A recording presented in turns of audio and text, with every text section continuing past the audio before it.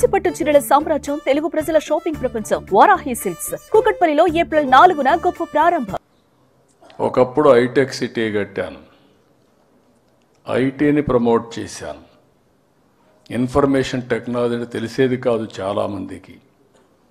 చాలామంది ఐటీ అంటే తిండి పెడుతుందా అని అడిగారు. నేను సెల్ ఫోన్లు ప్రమోట్ చేశాను. చైనాలో సెల్ ఫోన్లు పెరుగుతున్నాయి, ఎక్కడ పోయినా కూడా సెల్ ఫోన్లు వాడుతున్నారు. మన దేశం టెక్నాలజీలు వెనుకబడిపోతున్నామని చెప్పి మాట్లాడితే సెల్ ఫోన్ తిండి పెడుతుందని మాట్లాడారు. ఈరోజు నేను గర్వంగా చెప్పగలుగుతున్నా, సెల్ ఫోన్ లేకపోతే ఎవ్వరూ కదిలే పరిస్థితులు లేవు. ఆ స్టేజ్కి వచ్చేసాం. అంటే దీంట్లో కూడా ఒకటి గుర్తుపెట్టుకోవాలి, సెల్ ఫోన్ వ్యసనం అయితే మీకు సమస్య ఉంటుంది. అది కూడా గుర్తుపెట్టుకోండి మీరు. మన పిల్లలకు కూడా సెల్ ఫోన్ ఒక వ్యసనంగా మారితే మాత్రం చాలా సమస్యలు వస్తాయి. సెల్ ఫోన్ని ఒక ఆయుధంగా ఉపయోగించుకుంటే మీ జీవితాల్లో వెలుగు వస్తుంది, మీ జీవితాలు చాలా మార్పు వస్తుంది. ఈ విషయం గుర్తుపెట్టుకోవాలి. మీరు ఎక్కడుంటే అక్కడే ఆఫీస్. మీరు ఏ పని చేయాలన్నా ఒక్క సెల్ ఫోన్ ఉంటే, మీరు ఇప్పుడు బయలుదేరి హోటల్కి పోవాలంటే ఇక్కడి నుంచి బుక్ చేసుకొని అక్కడికి పోయి భోంచేసి వెళ్ళొచ్చు. మీ ఇంట్లో ఏసీ వేసుకోవాలంటే ఇంటికి పోయే లోపల ఏ టెంపరేచర్ కావాలో ఆ టెంపరేచర్ పెట్టుకునే పరిస్థితికి వస్తున్నారు. ఇక్కడ నాతో మాట్లాడుతూ లైవ్ తీసి మీ ఇంటికి పంపిస్తున్నారు. అదే మరిగా మీ ఆఫీస్ వర్క్ కూడా ఏదైనా కానీ ఇన్స్ట్రక్షన్స్ ఇవ్వాలంటే సెల్ ఫోన్లోనే ఇన్స్ట్రక్షన్స్ ఇచ్చే పరిస్థితికి వస్తున్నారు. అంటే వర్చువల్ ఫిజికల్ వర్క్ చేసే పరిస్థితికి వచ్చేసాం. అందుకే మీరు చూస్తే వాట్సాప్ గవర్నెన్స్ తీసుకొచ్చాం. మీరు ఏ ఆఫీసుకు పోయే పని లేదు. ఒకప్పుడు ఎన్టీ రామారావు గారు ముఖ్యమంత్రిగా ఉన్నప్పుడు అధికార వికేంద్రీకరణ కోసం మండలాలు తీసుకొచ్చాం. నేను ముఖ్యమంత్రి అయిన తర్వాత మళ్ళీ గ్రామాలకు పోవాలనే ఉద్దేశంతోనే ప్రజల వద్దకు పాలన ప్రవేశపెట్టాం. ఇప్పుడు మీ చేతుల్లోనే పాలన ఉంది. మీ సెల్ ఫోన్లోనే మీకు ఏం కావాలన్నా జరిగే పరిస్థితి వస్తుంది. ఏ సర్టిఫికెట్ మీ ఇంటి పక్కన ఎంఆర్ఓ ఆఫీస్ ఉంటే ఎంఆర్ఓ ఆఫీస్కి పోవక్కర్లేదు. సెల్ ఫోన్లో అడిగితే వాట్సాప్ గవర్నెన్స్లో ఏ సేవలైనా అందించే బాధ్యత మాది అని చెప్పి నేను మీకు తెలియజేస్తున్నా. రెండోది, మీరు వచ్చి నాకు చెప్పుకోవాలి. ఒకప్పుడు మీ ఒపీనియన్ తెలియాలన్న కష్టంగా ఉండేది. ఇప్పుడు సెల్ ఫోన్ ద్వారానే ప్రజల అభిప్రాయాలు తెలుసుకోవడం, తద్వారా కార్యక్రమాలకు శ్రీకారం చుట్టే పరిస్థితి వచ్చామని చెప్పి కూడా నేను మీకు తెలియజేస్తున్నా. ఈ సంవత్సరం కూడా మనం బడ్జెట్లో ఇన్ని కష్టాలున్నా 3,22,000 కోట్ల రూపాయల బడ్జెట్ పెట్టాం.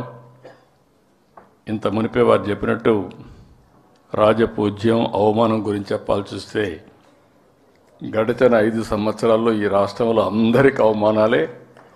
రాబోయే రోజుల్లో ఎవ్వరికి అవమానాలు ఉండవు. నాగపణి శర్మ గారు కూడా ఈ రాష్ట్రం వైపు వచ్చినట్టు నాకు జ్ఞాపకం లేదు. ఎవరికి అక్కడ ప్రవేశం కూడా లేదు. అయితే ఒక మంచి కార్యక్రమానికి దానికి శ్రీకారం చుట్టాం. నేను చెప్పినప్పుడు చాలామంది అర్థం చేసుకోరు. 20 ఏళ్లకు ముందు చెప్తే చాలామంది ఈయనట్నే మాట్లాడతాడు, 30 ఏళ్లకు ముందు మాట్లాడాను. ఇన్నవాళ్ళు బాగుపడ్డారు. నేను ఐటీ గురించి మాట్లాడితే కొంతమంది ఆలోచించారు, బాగానే ఉంది, మనం కూడా చదివిద్దాం అనుకున్నారు.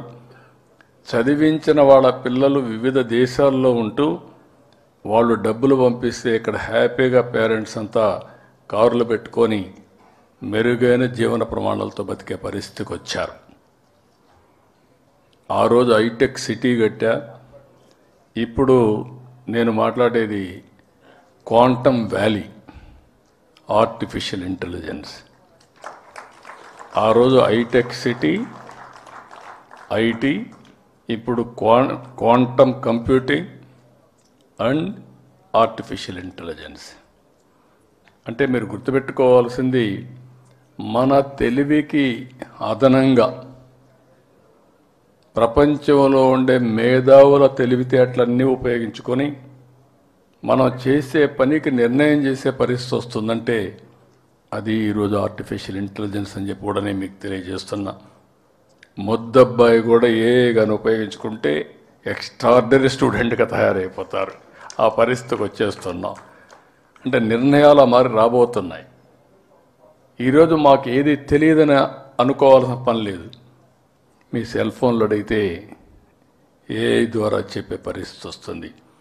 అది వ్యవసాయం కావచ్చు, లేకపోతే మీకు ప్రపంచంలో ఉండే నాలెడ్జ్ కావచ్చు, ఏ భాషలో ఏది ఉన్నా మీకు ట్రాన్స్లేషన్ కావాలంటే ఒక నిమిషంలో వచ్చే పరిస్థితి వస్తుంది.